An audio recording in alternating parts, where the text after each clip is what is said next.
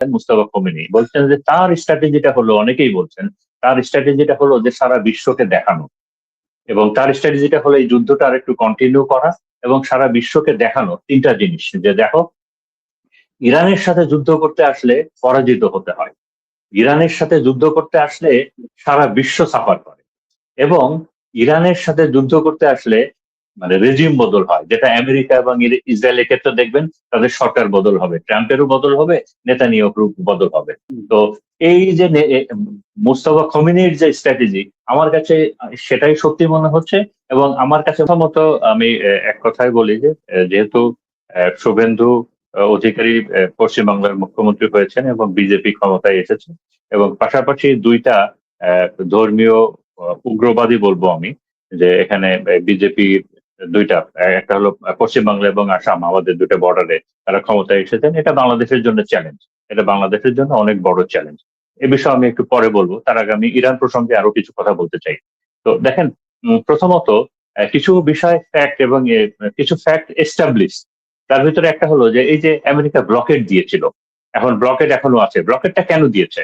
এখানে ওয়েস্টার্ন মিডিয়ার পণ্ডিতরাই বলছেন যে ব্লকেটটা দিয়েছে কারণ যুদ্ধে আমেরিকা পারেনি, এজন্য সে অনেক চিন্তা ভাবনা করে দেখেছে যে নতুন একটা কিছু করা দরকার। সেই হিসাবে তারা ব্লকেটটা দিয়েছে ইরানকে ইকোনমিক্যালি দুর্বল করার জন্য। আলটিমেটলি এই ব্লকেটটাও কোনোভাবেই কাজ করে না। দ্বিতীয়ত, এই যুদ্ধটা এখন কেন থামবে না? এখন না থামার একটা বড় সিমটম আছে, যেটা হলো যে ইসরায়েলের তো আগামী জুলাই থেকে অক্টোবরের ভিতরে ইসরায়েলে ইলেকশন নির্বাচন হওয়ার কথা, এবং সেখানে বর্তমানে এই পার্টির নেতানিয়াহুর একটা ভরাডুবির কথা আছে। তো সে নেতানিয়াহু গভর্নমেন্ট চাইবে যে কোনো ভাবে এই যুদ্ধটাকে টেনে নিয়ে যেতে। তাছাড়া ইসরায়েলি লবি যেটা আছে এবং ইসরায়েলের যে আলট্রা অর্থোডক্স গ্রুপ আছে, তারাও দেখেছে যে এই মুহূর্তে যুদ্ধটা থেমে যাওয়া মানে এটা ইরানের বিজয়, এবং যার ফলাফল ইরান পরে আরো সামরিকভাবে এবং অর্থনৈতিকভাবে অনেক শক্তিশালী হবে, ভূ রাজনীতিতেও ইরান অনেক বেশি পাওয়ারফুল হবে।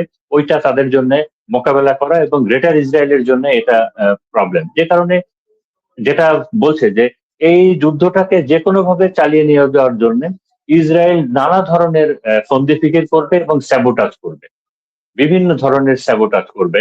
এবং এমনও হতে পারে যে তারা ইরানের বড় বড় কিছু নেতাকে মেরে ফেলবে, কিংবা ইরানের কিছু সেন্সিটিভ মানে আপনার জায়গাগুলোতে, যেমন power station, water purification plant, এরকম জায়গাগুলোতেও তারা অ্যাটাক করবে, যাতে করে এই যুদ্ধটা চালিয়ে নেওয়া যায়, এবং আমেরিকাকেও তারা বেঁধে রাখবে এই যুদ্ধের জন্য। আপনারা দেখেছেন যে মিডল ইস্টে আরব আমিরাত এবং সৌদি আরবের ভিতরে তাদের ইতিহাসে সব থেকে বড় একটা টানাপোড়েন চলছে, এবং এই সৌদ পরিবার এবং নাহিয়ান ফ্যামিলি, এ কারণে এই আরব আমিরাত অনেক বেশি ঝুঁকে গেছে ইসরায়েলের দিকে। তারা আরব আমিরাত অনেক বেশি ঝুঁকে গেছে ইন্ডিয়ার দিকে।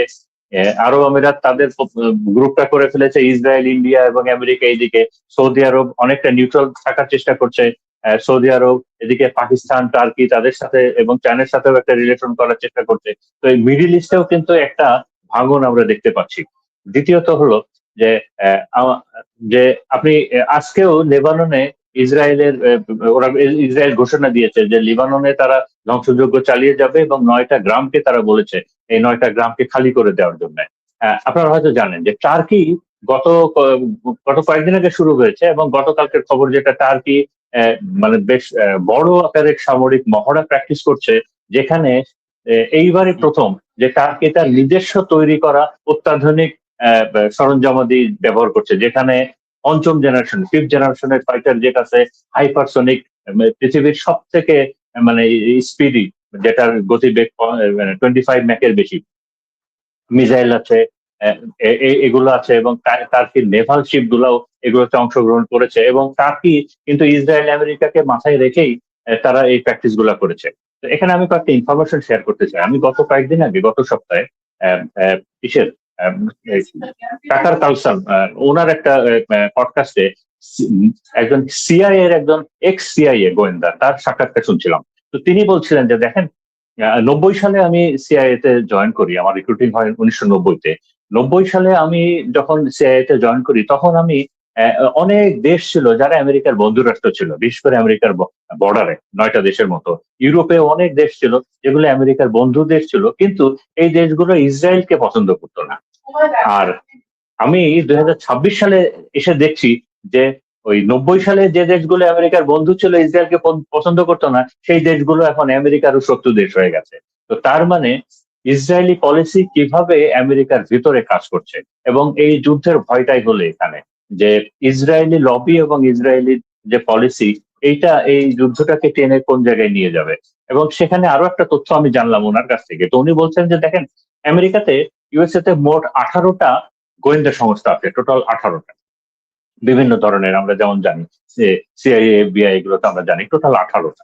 বলে যে এই গত 20 বছরে অথবা তার বেশি, যে এই 18টা গোয়েন্দা সংস্থার কোনো সদস্য কখনো কোনো প্রতিবেদন তার অফিসিয়ালি কিংবা কোথাও প্রেরণ করে নাই যে ইরান যে কোনো ভাবে আমেরিকার জন্য একটা হুমকি। বলে না, এটা আমরা কেউ কখনো করি নাই, কারণ এর ধরনের কোনো সিমটম আমরা পাই নাই।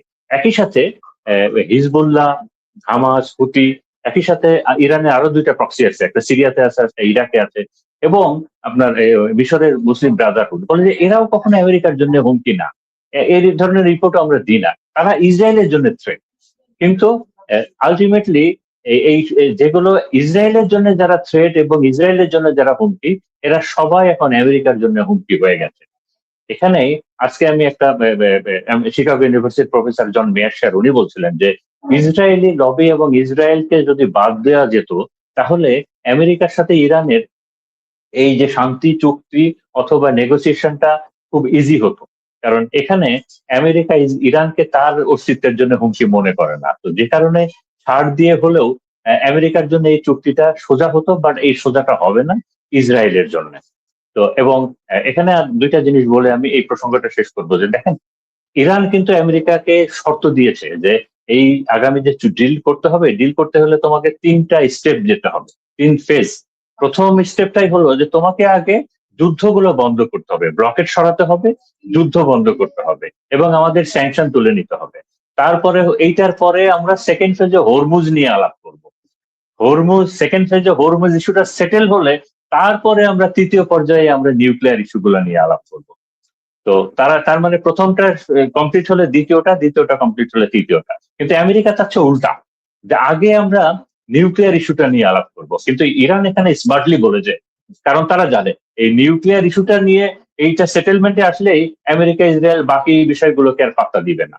তো এখানে আহ, আমি যেটা দেখতে পাচ্ছি সেটা হলো, আমার আগের কথাগুলো একটু রিপিট করি। আমি আগের কয়েকটা টক শোতে বলেছিলাম যে আমি মিডল ইস্টের কয়েকটা নিউজ মিডিয়াতে এটা দেখেছি যে তারা বলেছেন যে আহ, ইরানের যে সর্বোচ্চ নেতা আছেন মুস্তাফা খোমেনি, বলছেন যে তার স্ট্র্যাটেজিটা হলো, অনেকেই বলছেন তার স্ট্র্যাটেজিটা হলো যে সারা বিশ্বকে দেখানো, এবং তার স্ট্র্যাটেজিটা হলো এই যুদ্ধটা আর একটু কন্টিনিউ করা এবং সারা বিশ্বকে দেখানো 3টা জিনিস, যে দেখো, ইরানের সাথে যুদ্ধ করতে আসলে পরাজিত হতে হয়, ইরানের সাথে যুদ্ধ করতে আসলে সারা বিশ্ব সাফার করে, এবং ইরানের সাথে যুদ্ধ করতে আসলে মানে রেজিম বদল হয়, যেটা আমেরিকা এবং ইসরায়েলের ক্ষেত্রে দেখবেন তাদের সরকার বদল হবে, ট্রাম্পেরও বদল হবে, নেতানিয়াহুর বদল হবে। তো এই যে মুস্তফা খমিনির যে স্ট্র্যাটেজি, আমার কাছে সেটাই সত্যি মনে হচ্ছে, এবং আমার কাছে মনে হচ্ছে সেই দিকেই যাচ্ছে। একই সাথে যে এই প্রফেসর রবার্ট পেপ যেটা বলেছিলেন যে ইরান এই এলাকায়, এই এলাকায় না, সারা বিশ্বের চতুর্থ, দি ফোর্থ লার্জেস্ট পাওয়ার সেন্টার হতে যাচ্ছে আমেরিকা, রাশিয়া, চায়নার পরে, এবং আমরা সেটাই দেখব। এবং আমরা দেখব যেটা, যে এই যুদ্ধ তো শেষ হবে একদিন, শেষ হওয়ার পরে আমরা নতুন একটা লাইন দেখব, এই একটা লাইন, যেমন আমরা সেকেন্ড ওয়ার্ল্ড ওয়ারের পরে একটা দেখেছিলাম যে নতুন ওয়ার্ল্ড অর্ডার, নতুন ইকোনমিক্যাল অর্ডার, নতুন স্ট্র্যাটেজি। আবার সোভিয়েত ইউনিয়নের পতনের পরেও যেমন আমরা দেখেছিলাম, এই ইরান যুদ্ধটা শেষ হওয়ার পরেও আমরা দেখবো যে নতুন ওয়ার্ল্ড অর্ডারের অনেক চেঞ্জ হয়েছে, এই মিডল ইস্টের অর্ডারের অনেক চেঞ্জ হয়েছে, ইকোনমিক্যাল গ্লোবালাইজেশনের অর্ডারের অনেক চেঞ্জ হয়েছে। এবং ওই প্রি এই যুদ্ধ যে ইরানের সাথে আমেরিকার, এই যুদ্ধের আগে এবং যুদ্ধের পরে 2টা ফেজ নিয়ে অনেক আলাপ হবে। নতুন স্ট্র্যাটেজি দেখতে পারবো, যে ইরান যুদ্ধের আগের স্ট্র্যাটেজি, মানে ইরান যুদ্ধের পরের স্ট্র্যাটেজি, মানে এই স্ট্র্যাটেজি গুলোর ভিতরেও অনেক চেঞ্জ আসবে। তো এটা আমরা দেখতে পারবো। এবং একটা কথা তো সত্যি, যে একটা দেশের মানুষ যদি একতাবদ্ধ থাকে, দেশপ্রেম থাকে, একটা সভ্যতাকে এত সহজে শেষ করা যায় না, এত সহজে হারানো যায় না।